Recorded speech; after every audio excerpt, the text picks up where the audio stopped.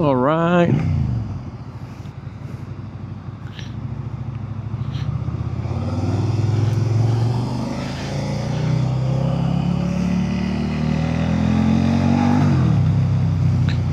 Okay, so sedikit preview kenimbalan motosikal ni lah. Senang nak menciluk kiri dan kanan. And menciluk ni adalah satu benda yang korang kena berhati-hati lah. Sebab kadang-kadang kereta keluar lorong ni dia tak tengok sangat.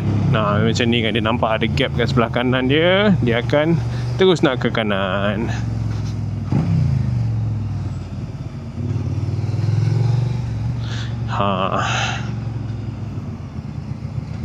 So kalau korang perasan, kat sinilah kelebihan SV650 ni. Antara satu motosikal yang senang nak menciluk.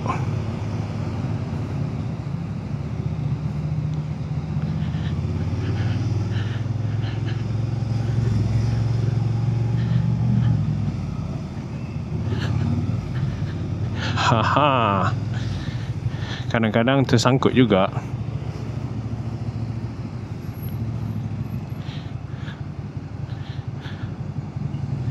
Macam dekat sekarang ni tak lepas, tapi tak ada masalah. So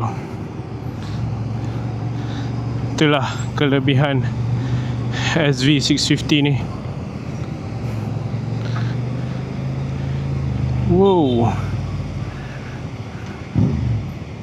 cepat bang, jalan.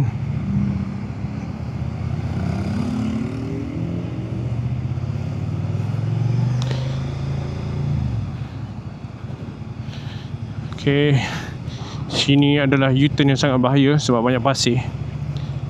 Once kau dah settle, okay, so kau nampaklah kelebihan. Nak kata aku ni pakar ciluk, tak juga. Tapi dengan motor ni, dia memudahkan kerja aku lah. So itu saja guys. Aku harap video ni dapat memberi sedikit sebanyak pencerahan dan penracunan kepada orang-orang yang luar sana yang nak consider motor ni lah. It's a very good bike untuk digunakan dalam bandar, if I can tell you that. And yelah, kalau nak sentuh pasal brand pula, Suzuki dia taklah se-famous brand-brand lain, tapi dia punya ketahanan tu adalah salah satu win factor untuk orang yang macam aku ni lah. Nak ada motor tapi malas nak mikir pasal maintenance berat semua benda. So Suzuki is one of the brand that you can consider lah. Alright guys, Assalamualaikum. Itu saja, jumpa lagi. Bye bye.